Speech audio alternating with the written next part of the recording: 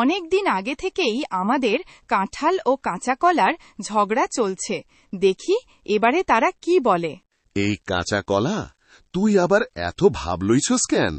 বাজারে গিয়া দেখি বুক ফুলাইয়া দাঁড়াইছস। হেই কাঁঠাল ভাই, ভাব না লইয়া উপায় নাই। মানুষ আমারে ভাজি বানায়, তরকারি বানায়, চিপস বানায়, তুই কি করস? ওই আমারে ফলের রাজা কয়। আমার গন্ধ পাইয়া মানুষ দূর থেইকা দৌড়াইয়া আসে।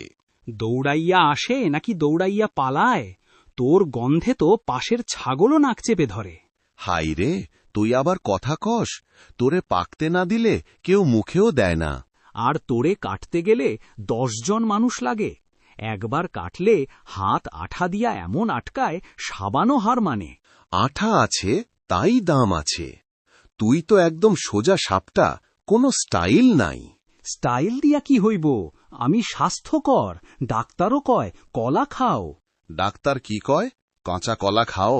কয় না, আমার বিচি পর্যন্ত মানুষ খায়। তাইলে তুই ফল না, পুরো বাজার। আর তুই? আমি ছোট হইলেও কাজের, তুই বড় হইয়া শুধু জায়গা দখল করস। আচ্ছা আচ্ছা, ঝগড়া বাদ দে, চল একসাথে ভিডিও বানাই।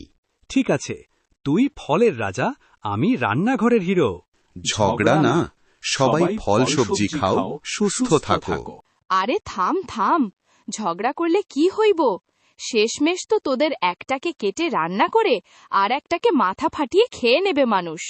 আমাদের ভিডিওটি ভালো লাগলে সাবস্ক্রাইব করে দিও। টাটা।